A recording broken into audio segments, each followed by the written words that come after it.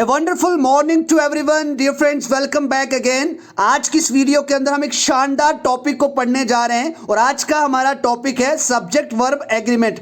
I hope dear friends you all have got up and आप सभी सही तरीके से अपने दिन की शुरुआत करने के लिए रेडी हैं, because well begun is a half done. क्या समझो, अगर शुरुआत अच्छी हो तो समझो आधा काम हो गया। सो डियर फ्रेंड्स, आज की इस वीडियो के में अंदर हम सब्जेक्ट और वर्ब का एक एग्रीमेंट करवाएंगे और ये जानेंगे सब्जेक्ट वर्ब एग्रीमेंट क्या होता है। लेकिन आज की वीडियो को शुरू करने से पहले अगर आपने अभी तक चैनल सब्सक्राइब नहीं करा है, एक बार आप चैनल सब्सक्राइब कर दें, उसके बाद आप लाइक कर दें वीडियो को। अगर बाद में आपको वीडियो अच्छी नहीं लगे तो आप डिसलाइक कर सकते हैं और रीजन बता सकते हैं। सो आज की वीडियो को शुरू करते हैं। लेकिन आज भी आपके लिए मैं मोटिवेशनल लाइंस लाया हूं हर रोज की तरह कि हमें जिंदगी में असफलता तब मिलती है जब हम 5 मिनट के लिए वापस सोने का फैसला करते हैं या फैसला लेते हैं। जी हाँ डियर फ्रेंड्स, जब भी आप सुबह उठते हैं तो आप बोलते हैं 5 मिनट के बाद उठ जाऊंगा या उठ जाऊंगी। यही 5 मिनट हमारी जिंदगी में हमारी फेलियर को इनवाइट करते हैं। इसीलिए जिसने अपनी नींद पे काबू किया है, अपनी नींद के ऊपर विनिंग की है, जीत हासिल की है, उसी ने इतिहास रचा है। सो बी अर्ली राइजर, आप जल्दी उठें सुबह और शाम को जल्दी सो जाएं। सबसे बड़ा सही डिसिप्लिन सोने और जागने का, यानी डे को स्टार्ट करने का या डे को एंड करने का यही है। सुबह जल्दी उठना है और शाम को जल्दी सोना है ताकि हम अच्छे तरीके से अपनी हेल्थ का भी ध्यान रख पाएं। सो विदाउट डिले आज की वीडियो का जो पहला है हम देखते हैं सब्जेक्ट वर्ब एग्रीमेंट क्या है। Dear friends, subject verb agreement को शुरू करने से पहले डिफरेंट मैं आपको बता देता हूं, एक सेंटेक्स आपने सुना होगा। यानी सेंटेक्स का मतलब होता है एक सेंटेंस का स्ट्रक्चर होता है, यानी जिसके अंदर हम क्या यूज करते हैं, सब्जेक्ट होता है, वर्ब होता है, उसके बाद एडवर्ब होता है, नाउन होता है, वो तो होता है सभी को, उसको सेंटेक्स कहा जाता है। लेकिन आज की इस वीडियो के अंदर हम जनरली ये बात कर रहे हैं कि सब्जेक्ट वर्ब एग्रीमेंट क्या होता है। तो इसका मतलब हमें सब्जेक्ट का भी पता होना चाहिए, वर्ब के बारे में भी पता होना चाहिए, एग्रीमेंट क्या होता है वो भी पता होना चाहिए। तो सबसे पहले हम देखते हैं सब्जेक्ट क्या होता है। देखो, किसी भी पर्सन, प्लेस, थिंग और आइडिया दैट इज डूइंग और बीइंग समथिंग, तो ये आप सभी को पता है। किसी व्यक्ति का नाम, किसी जगह या चीज के नाम को हम सब्जेक्ट कहते हैं। उसके बाद जैसे मैं बोलूंगा आई यहां पे क्या सब्जेक्ट है, इसके बारे में और एक्सप्लेनेशन देने वाला हूं अगली स्लाइड के अंदर।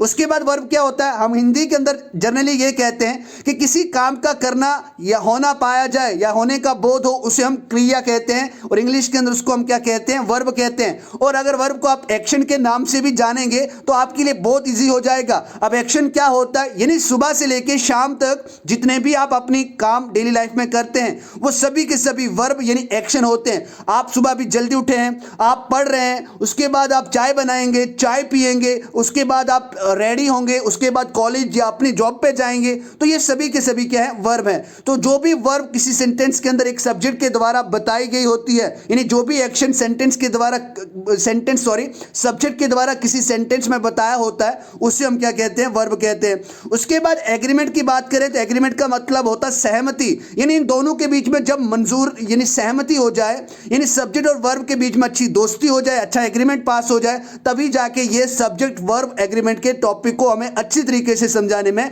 हेल्प करते हैं। तो आज हम इन्हीं सब्जेक्ट वर्ब के एग्रीमेंट को बनाते हैं। उसके बाद ये जानते हैं एक्चुअल में सब्जेक्ट वर्ब एग्रीमेंट का मतलब क्या होता है। डियर फ्रेंड्स, जैसे मैं आपको एक एग्जांपल दूं, यहां पे सब्जेक्ट और वर्ब क्या होता है। जैसे यहां पे आप देख रहे हैं एग्जांपल, आप देख रहे हैं सूरज। यहां पे जो ये सूरज है, ये यहां पे क्या, ये किसी एक्शन को परफॉर्म कर रहा है। इन एक्शन को परफॉर्म का मतलब यानी टीच का मतलब होता है पढ़ाना, लेकिन मैंने यहां से इसके साथ टीचेस यूज किया है। टीचेस यूज क्यों किया है आप सभी को पता है, यानी फर्स्ट पर्सन के साथ हम कोई भी एस और ईएस का रूल यूज नहीं करते। ये प्रेजेंट इंडेफिनिट का रूल है। आई होप टेंसेस आपको अच्छे तरीके से आते होंगे। उसके बाद अगर बात करें सर ये एस और ईएस हम कहां पे यूज करते हैं, देखो मैं आपको एक जनरली में बता देता हूं। एस आर ईएस का यूज हम वहां पे करते हैं जब ही शी की बात हो, इन इट की बात हो या किसी के नेम की बात हो, यानी किसी थर्ड पर्सन सिंगुलर की बात होती है, तब हम एस और ईएस का यूज करते हैं।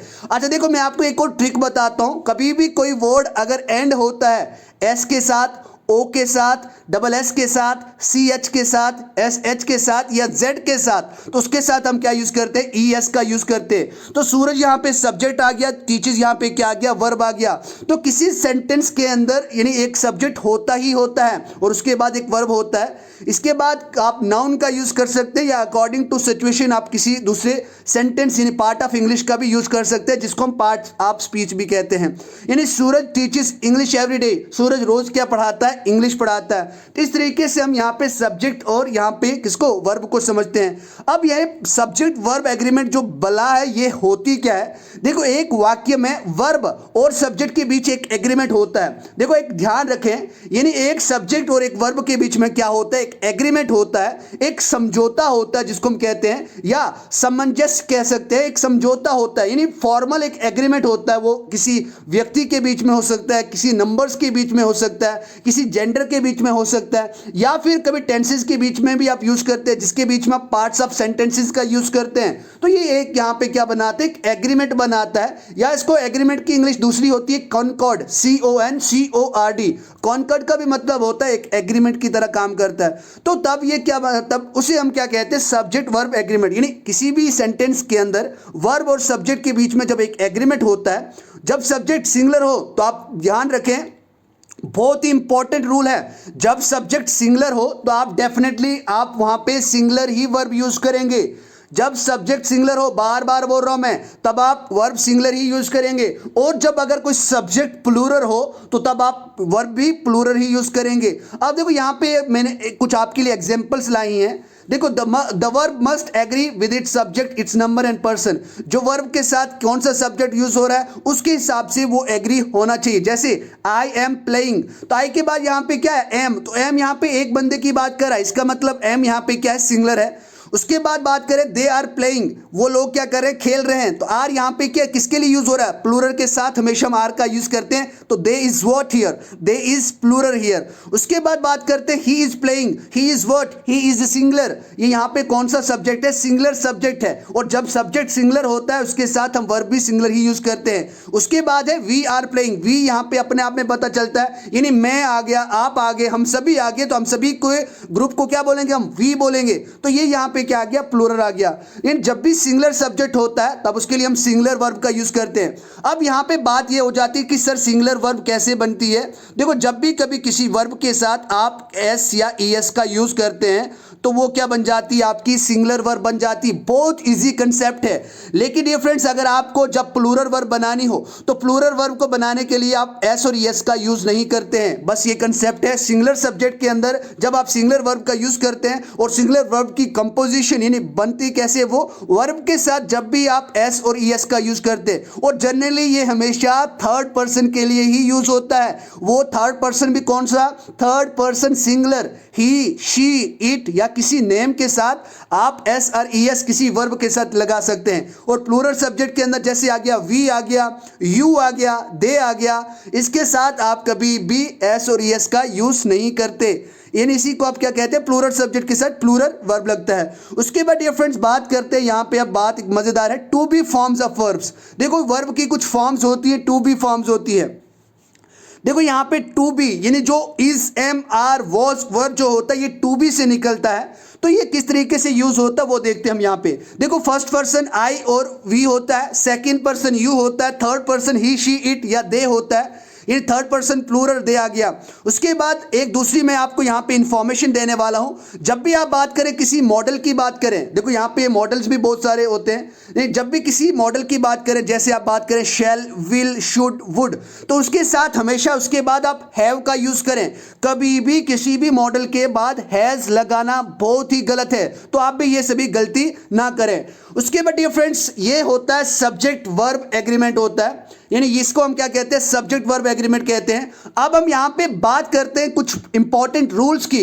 जो एक सब्जेक्ट वर्ब एग्रीमेंट के अंदर हम एक सेंटेंस को करेक्ट करने के लिए एक सेंटेंस के बीच यानी सब्जेक्ट और वर्ब के बीच एक एग्रीमेंट बताने के लिए हम यूज करते हैं। तो आज हमारा रूल नंबर 1 है। आज की वीडियो में हम 2-3 रूल देखेंगे, अगली वीडियो के अंदर हम इसके रूल्स देखेंगे। अब अगर आप बात करोगे सर इसके अंदर रूल्स कितने हैं, देखो इसके अंदर रूल आप 20, 40, 50, 150, 200 जितने तरीके से आप सेंटेंस को बना सकते हो उतने रूल इसके अंदर बन सकते हैं। लेकिन इन वीडियोस के अंदर जो 2-3 पार्ट इसके चढ़ेंगे आएंगे अपलोड होंगे यूट्यूब पे, तो उसके अंदर हम कुछ इंपॉर्टेंट रूल्स के बारे में जानेंगे जो एग्जामिनेशन पॉइंट ऑफ व्यू से जरूर पूछे जाते हैं। Dear friends, subject verb agreement सबसे लवली टॉपिक है एग्जामिनर का या उन गवर्नमेंट एग्जाम के जो पेपर सेट किए जाते हैं उन सभी का। इसके अंदर से 1 ना 2 या 3 क्वेश्चन आते ही आते हैं। बहुत सिंपल है, बेसिक है, बस आपको थोड़ा सा रिवाइज करना है, अच्छे से प्रैक्टिस करनी है। तो आज हम रूल नंबर 1 देखते हैं। रूल नंबर आप सभी के पास शो है। रूल नंबर 1 क्या कह रहा है तो उसके बारे में हम बात कर रहे हैं। रूल नंबर 1 ये कह रहा है कि कुछ सेंटेंस ऐसे होते हैं जिनमें सिंगुलर सब्जेक्ट होते हुए भी हम प्लूरल वर्ब का यूज करते हैं। जी हां, आपने सही सुना, कुछ वाक्य ऐसे होते हैं जो सिंगुलर तो होते हैं यानी जिनके अंदर सिंगुलर सब्जेक्ट तो होता है लेकिन उसके बाद भी हम उसके अंदर क्या यूज करते हैं, प्लूरल वर्ब यूज करते हैं। क्योंकि मैंने अभी आपको बताया सिंगुलर वर्ब के लिए सिंगुलर सब्जेक्ट के लिए सिंगुलर वर्ब और प्लूरल सब्जेक्ट के लिए प्लूरल वर्ब। लेकिन ऐसा नहीं है, कुछ सेंटेंस ऐसे होते हैं जिनके अंदर सिंगुलर सब्जेक्ट हो लेकिन उसके बावजूद भी हम प्लूरल का यूज करते हैं। जैसे आपके पास एग्जांपल है, देखो when sentence states about imagination, यानी जब वाक्य के अंदर कल्पना का भाव हो यानी कल्पना का भाव बोध करवाता हो, उसके लिए हम क्या यूज करते हैं, ये वाला यूज कर। जैसे I wish I were the prime minister, तो यहां पे वर क्या है, वर यहां पे प्लूरल वर्ब है। वर यहां पे क्या है, प्लूरल वर्ब है। आई विश, काश मैं प्रधानमंत्री होता।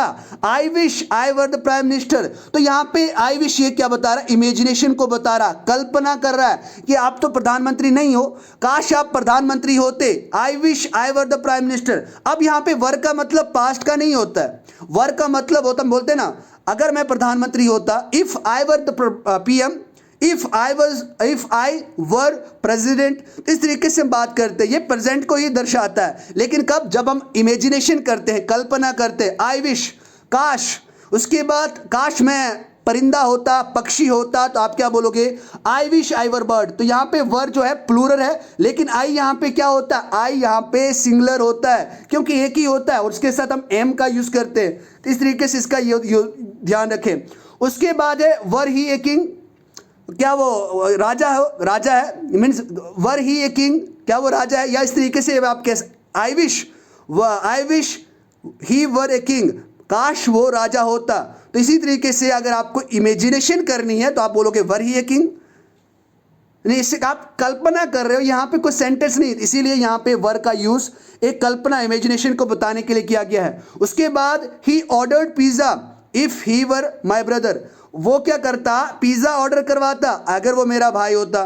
तो देखो यहाँ पे वर का use as a plural verb की तरह किया जाता है और प्लूरल वर्ब का यूज हम तभी करते हैं जब में आप प्लूरल सब्जेक्ट हो। लेकिन ये कंडीशन यहाँ पे नहीं है कि जब भी किसी सेंटेंस के अंदर अगर सिमिलर सब्जेक्ट हो तो कुछ सेंटेंस के अंदर यानी कुछ कंडीशंस पे आप वहां पे क्या यूज करते हो, प्लूरल वर्ब का यूज करते हो। जैसे इफ आई वर यू, अगर मैं आप होता, आई वुड किल हिम, मैं उसे मार देता। अगर मैं आप होता मैं उसे मार देता, आपने तो उसको टॉलरेट कर दिया, सह लिया, बट मैं बर्दाश्त नहीं कर सकता था। अगर मैं आप होता तो मैं इसको मार देता। सो डियर फ्रेंड्स, इसी तरीके से और कुछ रूल्स देखते हैं जो यहाँ पे इन सिंगुलर सब्जेक्ट जब हम प्लूरल वर्ब के अंदर प्लूरल वर्ब के साथ यूज करते हैं वो कंसेप्ट हमें और बताएंगे। देखो यहाँ पे दूसरा रूल नंबर फर्स्ट का ही दूसरा पार्ट है कि अगर वर्ब जब सेंटेंस के अंदर ब्लेस यानी ऐसे वर्ब्स हो जैसे ब्लेस आ गया, सेव, हेल्प, लिव का प्रयोग, यानी जब भी कभी इच्छा या अभिलाषा यानी डिजायर जिसको आप कहते हैं, जब भी हम जिसको हम क्या कहते हैं, डिजायर कहते हैं, विश या फिर ब्लेसिंग यानी आशीर्वाद का एक बोध प्रकट करता हो, यानी एक भाव देता हो, तो उसके साथ भी हम क्या यूज करते हैं, उसके साथ भी हम सिंगुलर सब्जेक्ट के साथ भी हम क्या यूज करते हैं, ब्लेस यानी singular subject means bless, save, help, live की प्लूरल फॉर्म का प्रयोग करते हैं। यानी क्या करते हैं, प्रयोग करते हैं, कभी भी यहाँ पे सिंगुलर का प्रयोग नहीं करते। इसका मतलब ये है ब्लेसेस, सेव्स, हेल्प्स, लाइव्स की तरह इनका प्रयोग हम नहीं करेंगे। जैसे एग्जांपल आप सभी के पास है, गॉड सेव द क्वीन, भगवान गॉड सेव द क्वीन, भगवान क्या बचाता है, रानी को बचाता है, इस तरीके से यूज करें। देखो गॉड सेव्स द क्वीन यहाँ पे यूज नहीं कर रहे हैं, क्यों? क्योंकि ये यहाँ पे आशीर्वाद की बात कर रहे हैं, डिजायर की बात कर रहे हैं, विश दे रहे हैं। उसके बाद गॉड हेल्प अस, भगवान हमारी मदद करे। तो यहाँ पे इस तरीके से आप इसके अंदर कोई भी एस का यूज नहीं करेंगे, सिंगुलर वाले यानी सिंगुलर वर्ब का यूज नहीं करेंगे। उसके बाद God bless you with a son, यानी भगवान आपको बच्चा दे, लड़का दे। इस तरीके से देखो जब भी किसी को बच्चे नहीं होते हैं तो कभी भी आप किसी गुरु के पास जाते हो या किसी पीर के पास जाते हो, जब आपको ब्लेसिंग मिलती है तो वो क्या बोलता है, भगवान आपको बच्चा दे यानी लड़का दे। तो इस तरीके से God bless with a son, God bless you with a सन।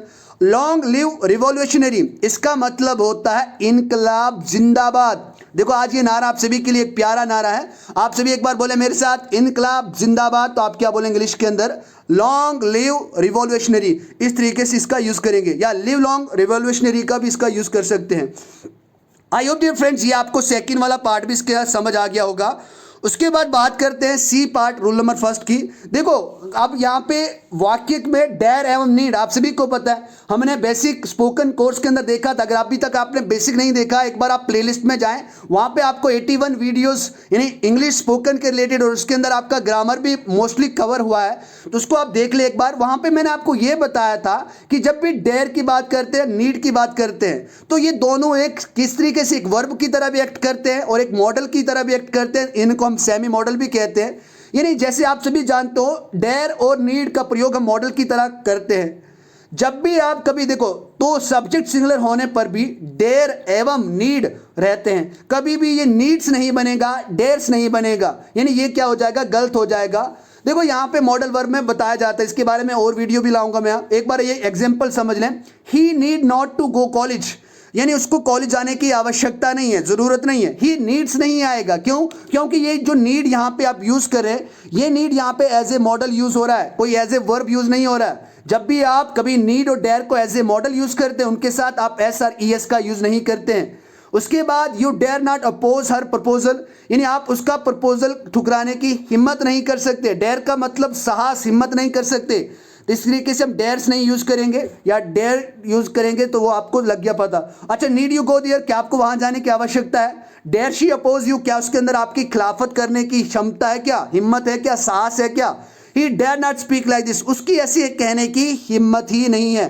तो इस तरीके से आप रूल नंबर 1 को देखते हैं, जब भी कभी सिंगुलर सब्जेक्ट होता है लेकिन उसकी जगह पे हम सिंगुलर वर्ब का नहीं प्लूरल वर्ब का यूज करते हैं, और ये 3 कंडीशंस होती हैं।